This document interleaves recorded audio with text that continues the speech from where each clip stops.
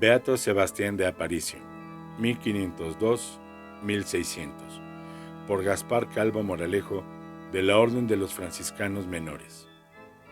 El Beato Sebastián, religioso profeso franciscano, fue humilde campesino en España y después obrero y empresario en México, creador de caminos y de medios de transporte, las carretas, generoso benefactor de los pobres. Se hizo fraile cuando ya tenía más de 70 años y durante el resto de su vida fue un hermano humilde e infatigable. Murió en Puebla, en donde es muy venerado. En los albores del siglo XVI, el 20 de enero de 1502, nace en La Gudiña, Orense, el tercer hijo de Juan Aparicio y Teresa Prada. En aquel hogar campesino se recibe con alborozo la llegada de un varón, después de las dos niñas. Ya en la casa había un hombre más para el trabajo. En la iglesia parroquial de San Martín, con el bautismo, recibe el recién nacido el nombre de Sebastián. Para los campesinos de entonces, la escuela era un lujo desconocido. Eran muy pocos los que entendían de letras. Por eso Sebastián no es extraño. Tampoco supo leer ni escribir. Aprendía de memoria las enseñanzas de sus padres, que le contaban la historia sagrada y le hacían repetir el credo, los mandamientos, el Padre Nuestro o el Ave María. De ellos aprendió también a temer, amar y servir a Dios, nuestro Padre. Era lo mejor que ellos sabían, las enseñanzas de su propia fe, que los fieles padres, Juan y Teresa, enseñaban a su pequeño con las palabras y con el ejemplo de su vida. Aprendió también pronto Sebastián a uncir las vacas al carro, segar la hierba, formando con ella los típicos palleiros gallegos, rozar el monte, cortando el tojo para la cama del ganado, arreglar una azada o afilar las hoces, podar o hacer un injerto. Con unos maestros como sus padres, tuvo Sebastián buena escuela para adiestrarse en su oficio de labrador. Un día, el dolor conmueve lo más íntimo de aquel hogar campesino. Sebastián está enfermo. La peste bubónica que ha hecho preso en su cuerpo al adolescente, a sus pocos años, no tiene Sebastián esperanza de vida. Está herido de muerte. Para evitar el contagio, hay que alejar al enfermo del poblado y dejarlo en la soledad del campo. En una especie de choza solitaria, en el monte, es abandonado Sebastián a su propia suerte. Que Dios vele por él. Es duro, sobre todo para una madre, tener que tomar esta medida. Teresa tiene que hacerlo. Son las exigencias sanitarias de aquella época. No hay otro remedio que aceptarlas, por dolorosas que sean. Con lágrimas y suspiros, deja entre aquellas paredes destartaladas a su Sebastián, quemado por la fiebre y mordido por el dolor. En una yacija de paja queda descansando su cuerpo. La puerta de la casucha, donde yace Sebastián, ha quedado entreabierta. Un lobo, de los que merodean por las escabrosas montañas de la Gudiña, se acerca sigiloso en el silencio de la noche. El olor de la carne, fericante e infecta, lo atrae de manera irresistible. Entra en la estancia, olfatea con ansiedad su presa y clava, ciertamente, sus dientes vigorosos en el tumor maligno. Su lengua golosa se entretiene en lamer la herida purulante. El animal se marcha satisfecho. Al recordar Sebastián por la mañana lo que a veces le parece habrá sido una pesadilla, ha desaparecido la fiebre. Sebastián está curado. Providencia de Dios para con el pequeño. A la mañana siguiente, alegría y sorpresa de la madre, cuando ve de nuevo a su hijo, en el cuerpo todavía maltrecho de Sebastián, ha desaparecido la fiebre y el peligro de contagio. Entre asustada y feliz, oye lo que su hijo le cuenta y regresa gozosa con el pequeño al lugar donde todos le felicitan. Los años mozos de Sebastián adquieren resiedumbre en el yunque del trabajo. En el hogar paterno aprende la honradez cada día y la obediencia amorosa a los mandamientos santos de Dios nuestro Padre, que se graban profundamente en el corazón del joven, que ya sabe desde entonces que Dios es su mejor amigo. Emigrante por tierras de España. Como tantos otros jóvenes vigorosos, hacia sus 20 años, rompe Sebastián los lazos afectos que le ligan al hogar y a la terriña. Las portillas de Alacanda y del Marmolejo se quedan a sus espaldas. Pasa por las zamoranas tierras de la Sanabria con el embrujo de su lago misterioso. Atraviesa la tierra del pan, cruza del Duero, dejando con su margen derecha la amurallada y señorial Zamora, y por las tierras del vino llega Sebastián a Salamanca. No le atrae el sueño de la vida estudiantil ni los afanes de la ciencia. Ignora entonces Sebastián hasta las primeras letras y ni siquiera sabe escribir su nombre. Él busca trabajo al que está hecho. Quiere ganarse con honradez el pan de cada día. Sin perder nunca de vista los consejos paternos, vive como verdadero hijo de Dios. Que seas trabajador y honrado. Para eso tiene Sebastián unos brazos vigorosos y una juventud pujante que no conoce la fatiga y cuenta con su voluntad que es incansable. Con un atillo al hombro se encamina hacia Sanlúcar y Barradema. No sabía él que en Guadalcanal tendría que detenerse más de lo que hubiera querido. Unas fiebres malignas han hecho presa a su vigorosa salud. Tiene que guardar cama. Largos fueron aquellos días y muchas las mermas de sus ahorros. Recuperada la salud, prosigue su ruta. La ilusión se llama América, 1533. La ilusión de América abrazó el corazón de millares de españoles, aventureros, soldados, mercaderes, labradores, misioneros, salían frecuentemente del puerto de Sanlúcar, de Barremena. Las naves en meses de navegación, zozobra y molestias surcaban constantemente los mares. Los reyes de España daban normas, no siempre entendidas, para encauzar provechosamente esa riada humana. Tuvieron que limitar y condicionar esas emigraciones para que España no se despoblase. Uno de los principales historiadores de México, el padre Cuevas, describe la llegada al puerto de Veracruz de toda aquella heterogénea turba de inmigrantes. Todos llegaban, mareados, lánguidos, destrozados después de 3 meses de navegación. La inactividad obligada en los días siguientes al desembarco, la humedad del clima y el calor, las ansias de proseguir las aventuras hacia lo desconocido y de llegar a la misma antigua capital azteca, México, o las noticias que a Veracruz llegan de una nueva ciudad fundada, precisamente por los emigrantes, hacen que muy pronto Sebastián dirija sus pasos hacia Puebla de Los Ángeles. En 1533 llega Sebastián de Aparicio a la ciudad de Puebla. Al no ser muchos todavía sus moradores, le fue fácil encontrar terreno para su cultivo. Era Sebastián uno de los hombres más a propósito para los fines que se había fundado la ciudad.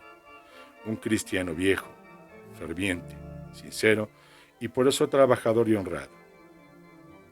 Sería sin duda un puntal excelente en aquella obra colonizadora y evangelizadora que hacían los misioneros franciscanos. Sabía conjugar, admirablemente, su piedad auténtica, el servicio religioso y su sentido a la vida y el trabajo honrado. Era verdad lo que el mismo Sebastián diría en los últimos años de su vida: siempre he trabajado por el amor de Dios. Fue un auténtico misionero seglar. Al paso de su carreta, ya en Puebla, 1535.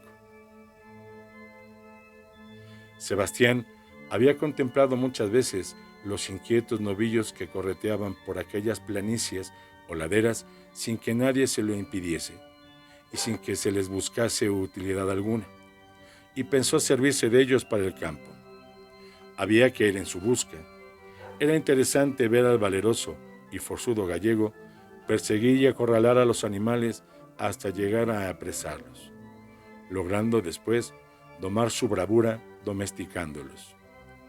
Sebastián iniciaba en México una nueva forma de trabajo. Pero el campo requería medios para el transporte de las cosechas, de la leña que se traía del monte. No podía hacerse todo a hombros de los indios. Por Puebla pasaban constantemente las recuas interminables de las que también formaban parte los indios, llevando a México las mercancías desembarcadas en Veracruz. Para evitar el trabajo agotador de los nativos y buscando una manera más cómoda de transporte y con mayores beneficios, piensa Sebastián en las carretas tiradas por vacas tranquilas que recorren las quebradas tierras de la Gudiña natal en la inolvidable Galicia. La ampliación de su industria de transporte y tal vez la perspectiva de nuevas posibilidades hacia 1542 le animan a trasladarse a la misma capital del virreinato, hacia Zacatecas. La falta de caminos y los frecuentes ataques de los chichimecas feroces que se defendían de los conquistadores hacían más arriesgada la aventura. Esto mismo debió ilusionar a Sebastián. Le hizo recordar sus primeros tiempos de Veracruz a Puebla y decide ponerse de lleno a la obra. Letona resume toda su actuación diciendo que se propuso abrir el camino hacia Zacatecas y que logró su intento. Las carretas de Sebastián comienzan a circular por la nueva ruta. Fue el mayor y mejor comercio del reino. En las carretas de Sebastián empezó a llegar un día a México la plata que se extraía de las minas de Zacatecas. Muchas veces hizo rendición a sus mercancías en la Casa de la Moneda, fundada en México en 1535.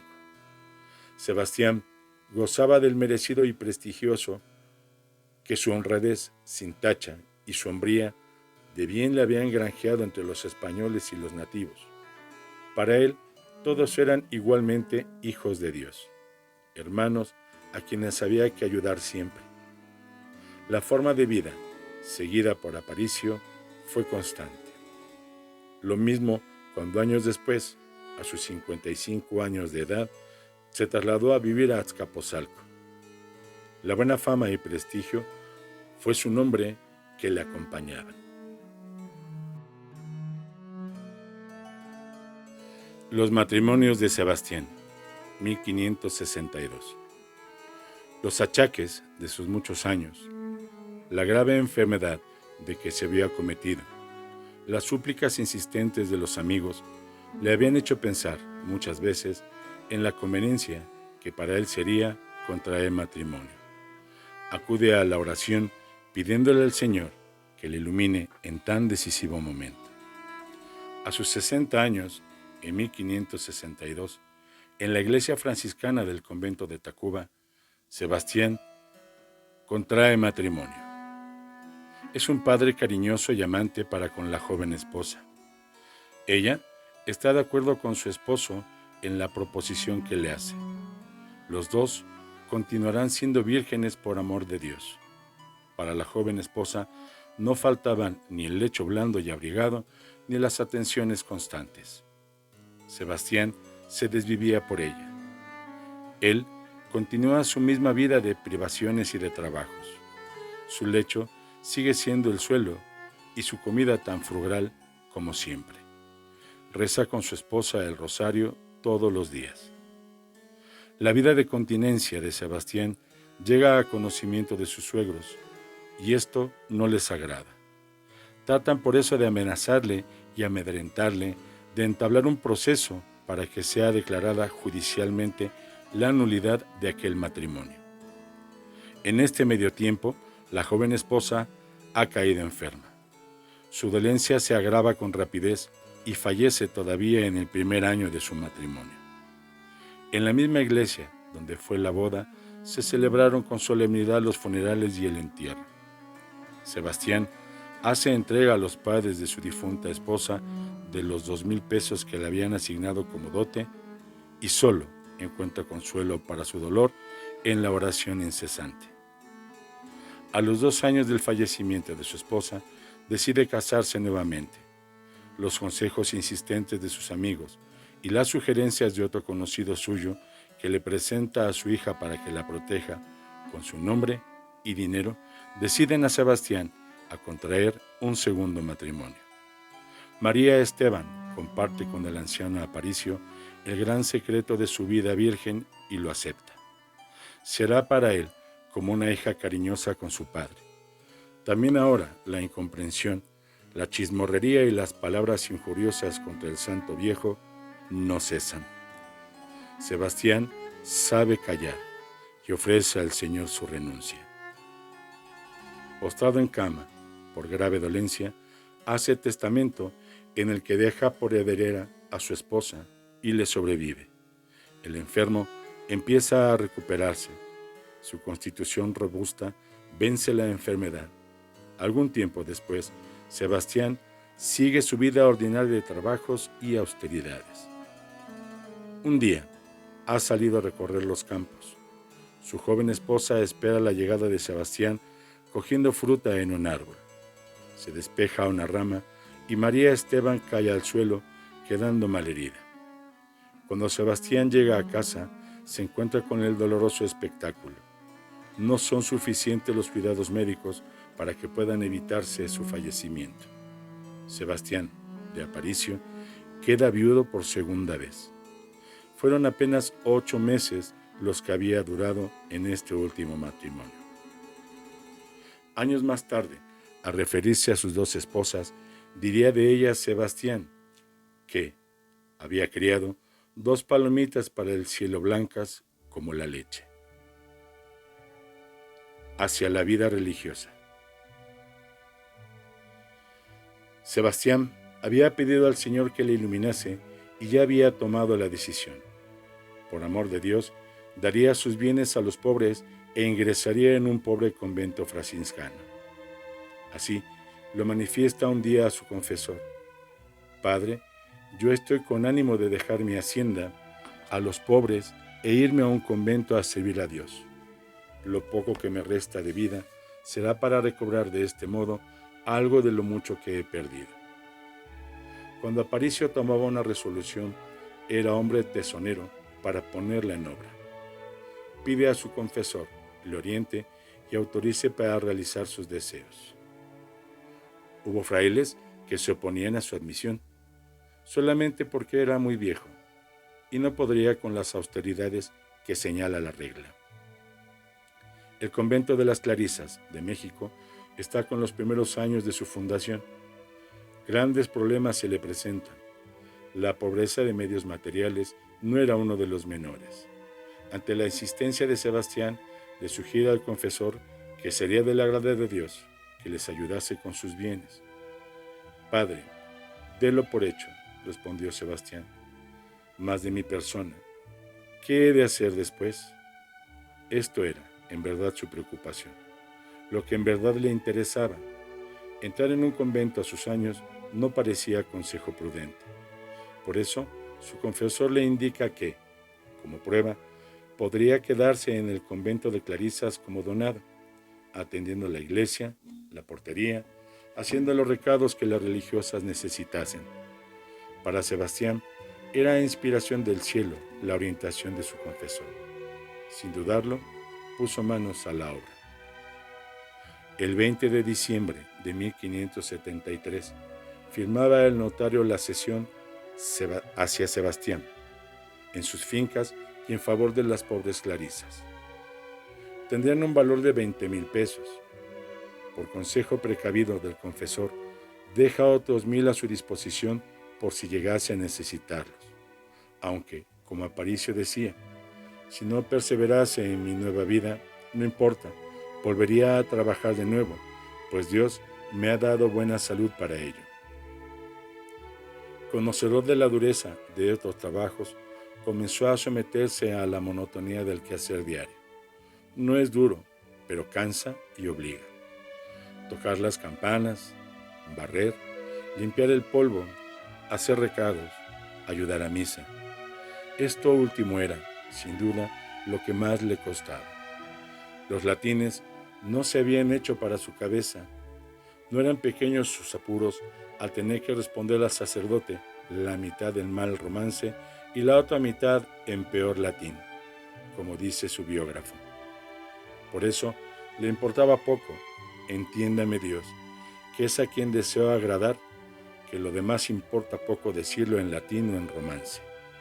Había respondido en una ocasión siendo ya el fraile de las carretas. Los meses van pasando en su nuevo oficio y Sebastián pide con más insistencia vestir el hábito de hermano lego franciscano. Su constancia, serenidad y el fervor de su alegría en cumplir sus menesteres favorecen el logro de sus deseos.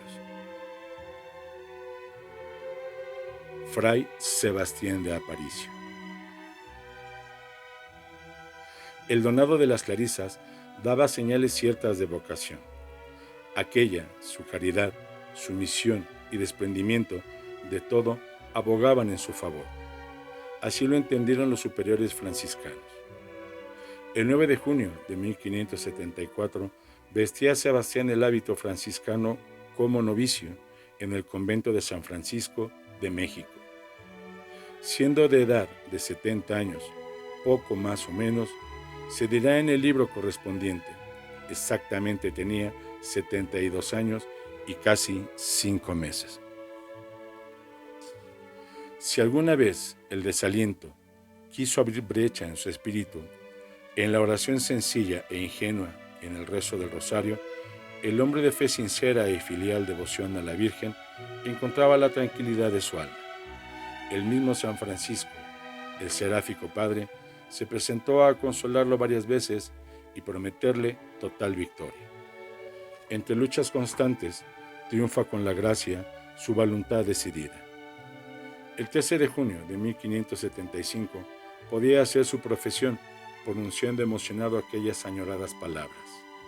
Yo, Fray Sebastián de Aparicio, hago voto y prometo a Dios vivir en obediencia, sin cosa alguna propia y en castidad. Vivir el Evangelio de nuestro Señor Jesucristo, guardando la regla de los frailes menores. Como no saber escribir ni firmar el acta de su profesión religiosa, y en su nombre es firmada por Fray Alfonso Peinando. Su primer destino fue, a los pocos días, el convento de Santiago de Tecali, a 6 leguas de Puebla de Los Ángeles. Cerca de un año tan solo estuvo Fray Sebastián en este convento. En el gran convento de Puebla de Los Ángeles hacía falta un limosnero. La comunidad la formaban un centenar de religiosos con los estudiantes de filosofía y teología y los enfermos que se recogían en aquella enfermería o venían de las misiones para recuperarse de sus dolencias. Allí va destinado Fray Aparicio. Sus muchos años no le habían quitado el vigor y la energía para poder llevar las carretas y recoger la limosna. Fray Sebastián, limosnero en Puebla. Fray Sebastián comienza su oficio de limosnero. Puebla de Los Ángeles y los pueblos de su entorno se familiarizan con la presencia del bendito fraile. Ya viene Aparicio, decían las gentes gozosas, comunicándose su presencia. Siguiendo a sus biógrafos, podía quedar delineada la imagen en estos rasgos. Era un fraile venerable por su ancianidad. Su rostro agradable y atractivo derramaba simpatía. El hábito, pobre y zurcido, a sus espaldas un sombrero de paja con el que nunca se protegía de las inclemencias del tiempo. Al hombro, una pequeña bota de vino, su compañera. En sus manos robustas las aguijadas para conducir a los bueyes y el inseparable rosario. Y los pies, hechos una cibra de llagas, corriendo sangre. Las tierras del valle de Atrisco, Malajatepec, del valle de San Pablo, de Catzingo, Tepeaca, Huejotzingo, San Felipe, Tlaxcala. Se alegraban con esta presencia bendita y lo recibían como regalo del cielo. Se había hecho para todos familiar el saludo del fraile de las carretas. Guardeos, Dios hermanos, hay que dar por Dios a San Francisco. Y las limonas de trigo, maíz, leña, llenaban las carretas de Fray Aparicio. Fray Sebastián en la vida religiosa y de comunidad. Fray Sebastián de Aparicio, al profesar a sus 73 años la vida franciscana, ya estaba acostumbrado a rezar el Padre Nuestro. Con el Ave María lo repetía muchas veces en sus jornadas llenas de trabajo y preocupaciones. Para él no era monótona y cansada esta oración. El amor hacia la siempre nueva y distinta, la que espontáneamente venía a sus labios, puede por eso llamarse a Fray Sebastián el santo del Padre Nuestro. Es esta la oración de los sencillos de corazón, de los que dicen no saber rezar, de aquellos a los que nada se les ocurre cuando tienen que ponerse a hablar de Dios nuestro Padre. Fray Sebastián la repetía y con fe y la vivía ilusionado. El mismo Señor se complacía en manifestarle la inagotable riqueza de sus palabras. La vida entera de Fray Aparicio se resume en la respuesta que el bendito lego franciscano da a las preguntas de otros religiosos. Lo que yo hago es hacer lo que me manda la obediencia. Duermo donde puedo, como lo que Dios me envía, visto lo que me da el convento, pero lo mejor es no perder de vista a Dios. Con eso vivo seguro, no importa lo que coma. Una forma actual y práctica de repetir hágase tu voluntad, solo no perdiendo a Dios de vista. Podía San Francisco poder darle el ejemplo de haber vivido su misma vida y sincera fe. Pues si no fuera así, ¿quién había de pasar la vida que yo paso? A él le ofrezco los trabajos ordinarios de cada día, y a mi Padre San Francisco, por quienes les hago, ellos me lo reciban en descuento de mis pecados, para que con eso me salven. La respuesta de Fray Sebastián no puede superarse. Una docena de bueyes solía tener el bendito limosnero del convento de Puebla. Lo necesitaba para tirar de sus carretas. Causaba admiración lo sumiso que todos estaban a su voz de mando o a su insinuación más leve. Los mismos jóvenes estudiantes franciscanos se entretenían llevándole forraje a Fray Sebastián para que lo distribuyera entre el ganado.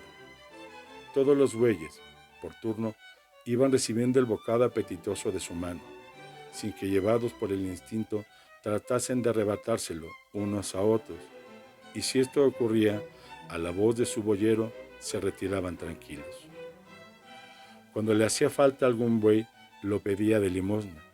Solamente quería que los menos necesitados estuviesen cerca de él para que los dueños con los que estaban hechos a someterse al yugo o por su demasiada bienaventura fueran igual que Fray Sebastián de Aparicio. Se quitaba su cordón, se lo ponía al pescuezo del buey. Era entonces ya fácil uncirlo a las carretas del bendito fraile. Cuando la gente veía estas cosas, elogiaba su santidad y vida penitente. Respondía a Fray Sebastián que era San Francisco quien lo amansaba porque tenía falta de sus servicios.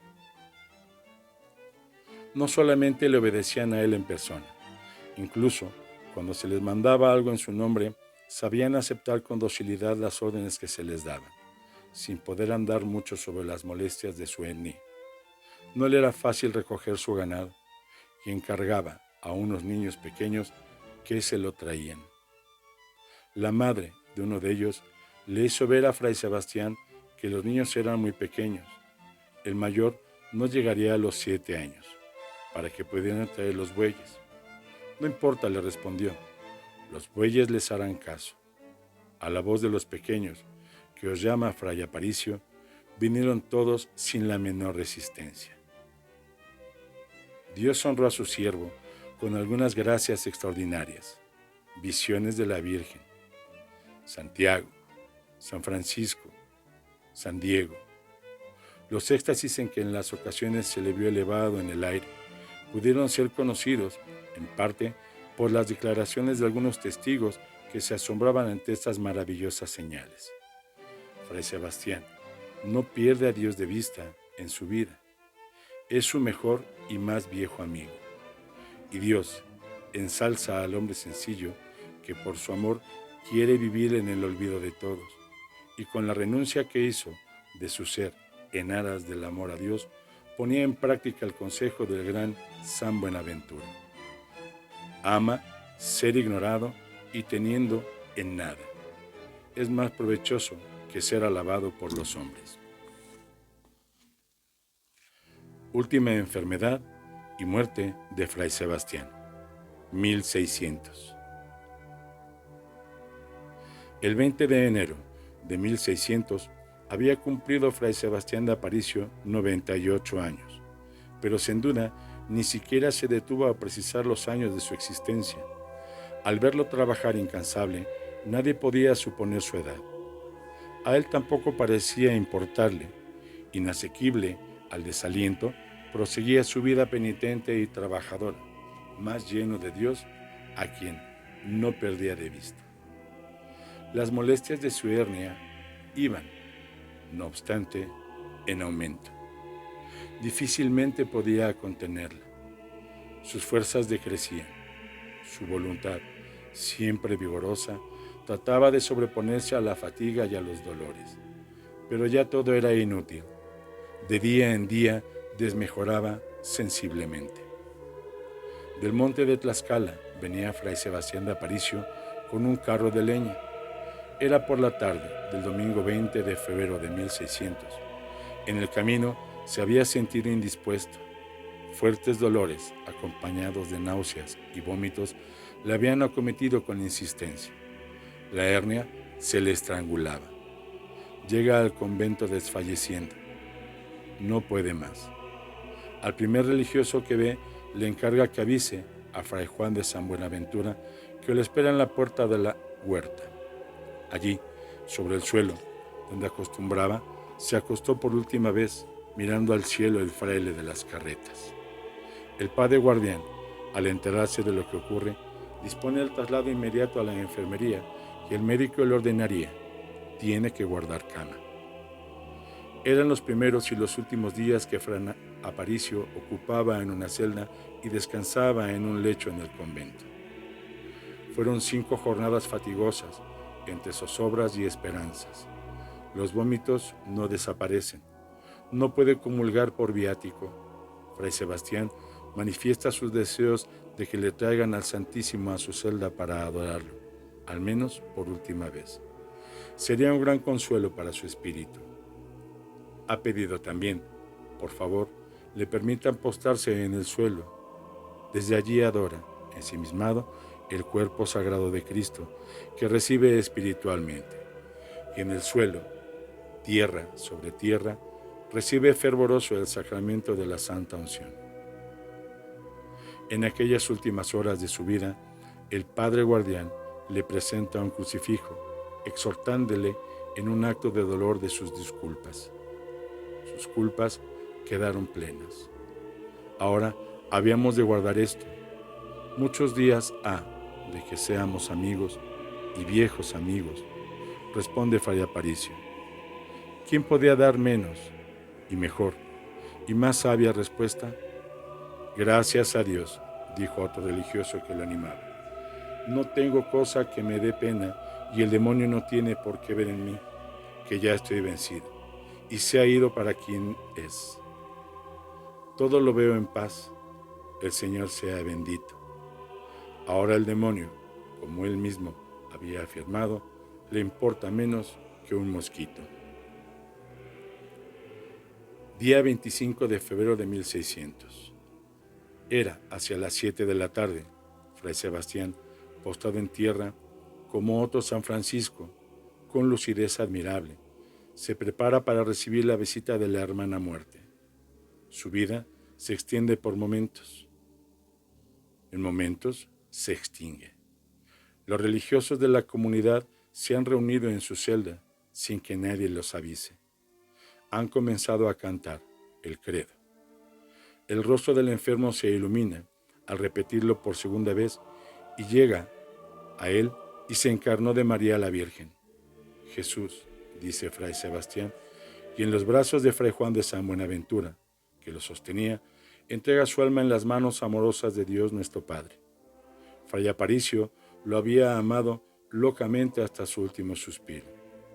Los dos amigos viejos se han encontrado para siempre. Fray Sebastián de Aparicio, el emigrante español, supo abrirse en México su camino que le llevó a la patria definitiva. Su emigración había terminado. Las gentes no se cansaban de contemplar los despojos mortales del fraile de las carretas. Había un no sé qué inexplicable en aquel cuerpo flexible y sonrosado. Varias veces tuvieron los frailes que amortajar el cadáver porque las otras tantas su hábito desaparecía. Todos querían llevar un trozo de esa reliquia. El aroma que se sintió en su celda a su fallecimiento seguía percibiéndose a su alrededor y en las cosas que estuvieron en contacto suyo. El martes 29 de febrero se puso, por fin, la sepultura que la iglesia de San Francisco ofreció. Sobre aquellos santos despojos fue cayendo el cal, la viva, y la tierra que lo abrazaba amorosa. Tierra sobre tierra, como él había dicho. En prueba de los ángeles no se había visto un entierro tan concurrido. Las curaciones milagrosas de los últimos días eran rúbrica divina para aquella vida más sobrenatural que humana. Abierto el proceso de su beatificación, hasta 968 milagros llegaban a figurar en las actas, con toda la documentación correspondiente y los 568 testigos que declaraban: no deja lugar a dudas sobre algo tan evidente. Desde entonces son incontables los que cada día ponen por mediados en sus plegarias al humilde limosnero del convento franciscano de Puebla, a Fray Sebastián de Aparicio, el fraile de las carretas. Fue beatificado por el Papa Pío VI el 17 de mayo de 1789.